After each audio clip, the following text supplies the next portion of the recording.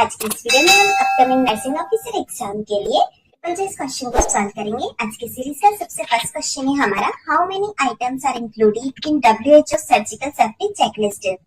WHO World Health Organization ने surgical safety checklist जो दी थी उसके अंदर कितने आइटम्स इंक्लूड है? Option A 19, option B 21, option C 23, option D 25। Right answer है हमारे यहाँ पर ऑप्शन ए 19 आइटम्स। जो WHO द्वारा सेफ्टी चेकलिस्ट दी गई थी उसके अंदर 19 आइटम्स इंक्लूड थे और यह जो थे मेनली इसकी 3 फेसेस थी, साइन इन, टाइम आउट और साइन आउट। इन तीनों फेसेस के अंदर टोटल आइटम्स की बात करते तो वो हमारे 19 थे, इसीलिए राइट आंसर है हमारे यहाँ पर ऑप्शन ए। नेक्स्ट क्वेश्चन है, which laboratory test is essential in the diagnosis and management of Graves orbitopathy. Graves orbitopathy के डायग्नोसिस और मैनेजमेंट के लिए कौन सा लेबोरेटरी टेस्ट जो होता है वो इसेंशियल होता है? Option A complete blood count, option B thyroid function test TSH, T3 and T4, option C liver function test, option B urine analysis. Right answer हमारा यहाँ पर option B thyroid function test TSH, T3 and T4। First of all thyroid eyes disease जो होती है उसे ही हम कहते हैं ग्रेव्स ऑर्बिटोपैथी या फिर ग्रेव्स ऑप्थेल्मोपैथी। यह जो है वो रेट्रोओक्युलर टिश्यूज की ऑटोइम्यून डिजीज है। यह ज्यादातर हमें ग्रेव्स डिजीज वाले पेशेंट के साथ और कुछ केसेस के अंदर हाशिमोटोस थायराइडाइटिस वाले पेशेंट कंडीशन के साथ भी देखने को मिलता है। नहीं हमारा which of the following best describe the sign in phase. निम्न में से कौन सा बेस्ट डिस्क्राइब कर रहा है साइन इन फेस को? Option A review of the patient's medical history, option B a check to ensure all pre operative procedures are completed, option B a confirmation of the patient's identity, surgical site and consent, option D an assessment of the surgeon's readiness for the purpose. Right answer है हमारे यहाँ पर option C, sign in phase जो होती है उसके अंदर एक confirmation of the patient's identity, surgical site और कंसेंट जो होता है वो कंफर्म किया जाता है। चलिए अब हम देख लेते हैं WHO सर्जिकल सेफ्टी चेकलिस्ट होती है, उसके 3 इंपॉर्टेंट चीजें होती है। सबसे फर्स्ट है हमारा साइन इन फेज, उसके बाद आता है टाइम आउट, उसके बाद आता है साइन आउट।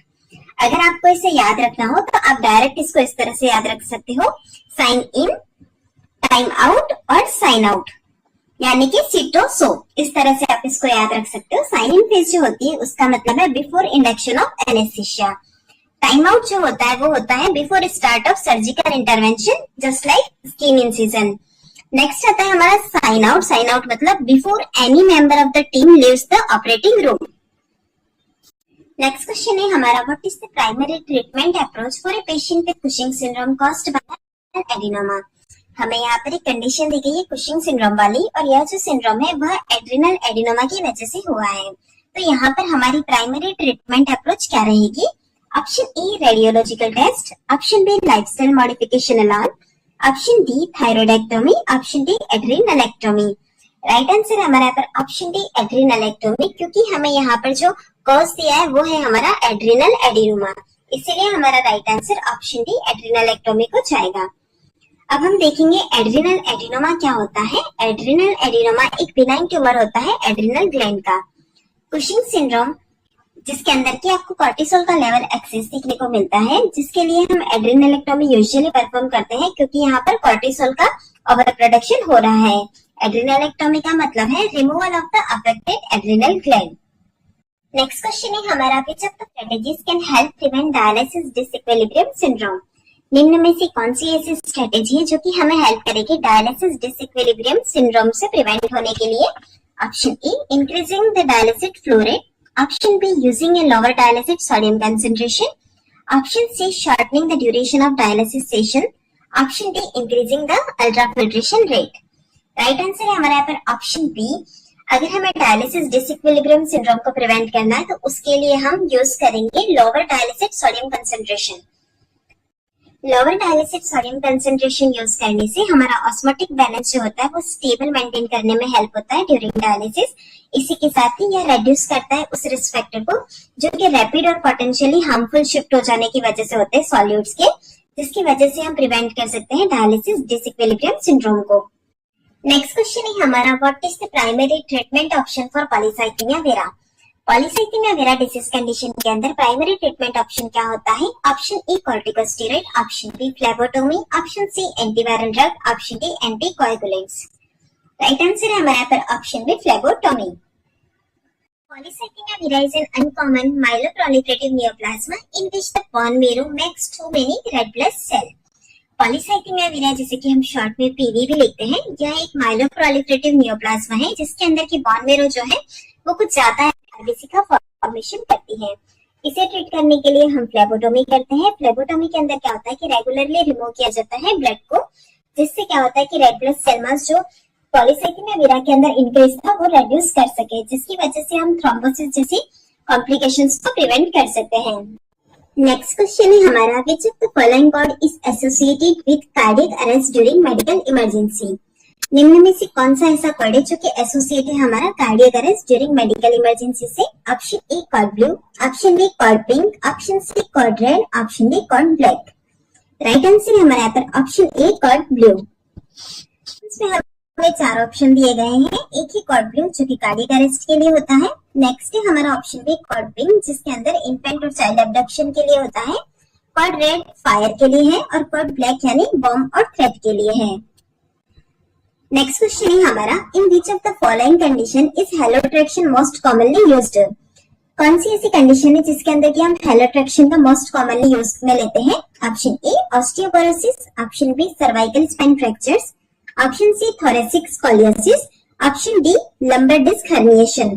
राइट आंसर हमारा यहाँ पर option B cervical spine fracture वाले पेशेंट के अंदर जो हमारा हेलोट्रैक्शन है वो कॉमनली यूज में लिया जाता है।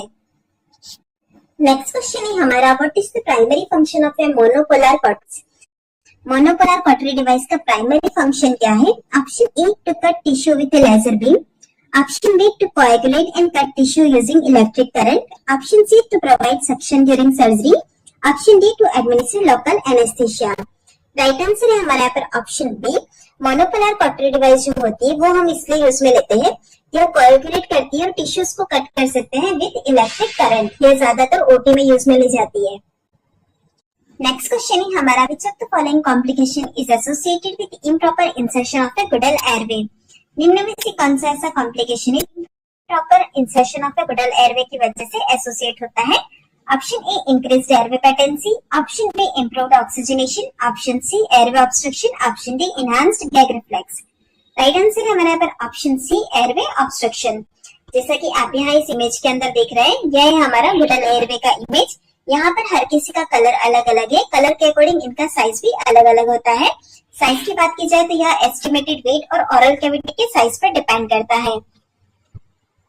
गुडल एयरवे को अगर हम इम्प्रॉपरली इंसर्ट कर रहे तो यह एयरवे को ऑब्स्ट्रक्ट करता है। अब वह किस तरह से करता है वो देखेंगे। फर्स्ट ऑफ ऑल उसकी इनकरेक्ट पोजीशनिंग होगी, या फिर उसका साइज मिसमैच है, या स्ट्रक्चर्स पे प्रेशर हो रहा है, तो इस वजह से जो है हमारा इम्प्रॉपर इंसर्शन हो जाएगा, जिसकी वजह से जो इसका मेन पर्पस है हमारा एयरवे को मेंटेन करना वो नहीं होगा और एयरवे ऑब्स्ट्रक्ट हो जाएगा। नेक्स्ट क्वेश्चन है हमारा, what should a patient do if they are unable to see the numbers और shapes on the Ishihara plates.